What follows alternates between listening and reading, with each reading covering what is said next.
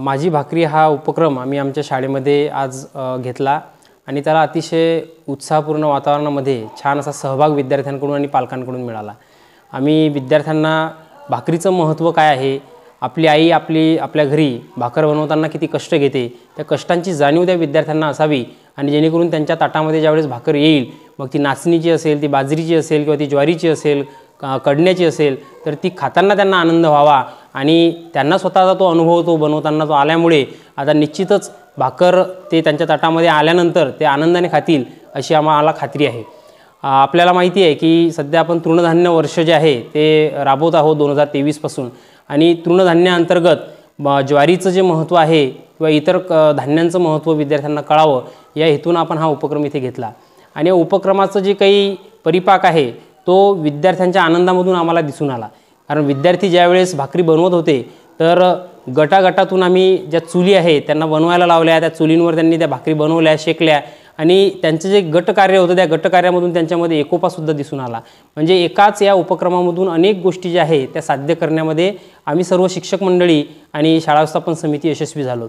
यामध्ये पालकांचा सुद्धा सहभाग जो आहे तो आम्हाला लाभला। पालकांना सुद्धा खूप अतिशय आनंद हा उपक्रम पाहताना खूप झाला आणि पालकसुद्धा या उपक्रमामध्ये आलेले होते, तर त्यांचा आनंद जो आहे तो आम्ही बघू शकलो। ग्रामीण भागामध्ये असे उपक्रम घेत असताना पालकांचा कसा सहभाग असतो? ग्रामीण भागांमध्ये असे उपक्रम राबवताना उपक्रमांचं महत्त्व, उपक्रम का घेतले जात आहे, त्याच्या मागचा काय उद्देश आहे हे ज्यावेळेस पालकांना समजतात त्यावेळेस जे पालक आहेत किंवा ग्रामीण भागातले जे काही गावकरी मंडळी आहे त्यांचा उत्साह दिवसेंदिवस वाढताना दिसून येतो।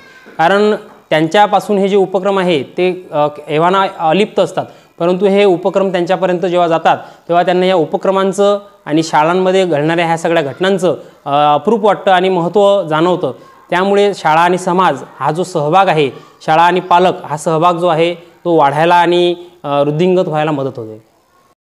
तर काय सांगाल, शाळेमध्ये माझी भाकरी हा उपक्रम राबवण्यात आलेला आहे? आज आमच्या जिल्हा परिषद मराठी शाळा नायगाव या ठिकाणी माझी भाकरी हा उपक्रम अत्यंत आनंदामध्ये आणि उत्साहपूर्ण वातावरणात पार पडला।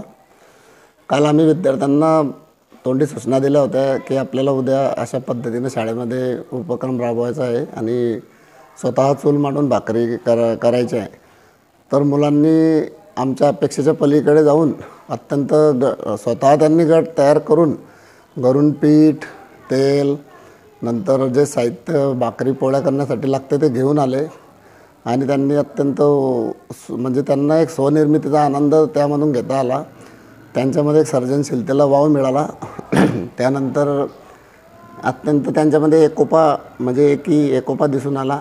अशा पद्धतीनं आज आम्ही हा उपक्रम पार पाडला आणि गटामध्ये कसं कार्य केलं जाते गटकार्याची देखील त्यांना एक जाणीव झाली, ओळख झाली।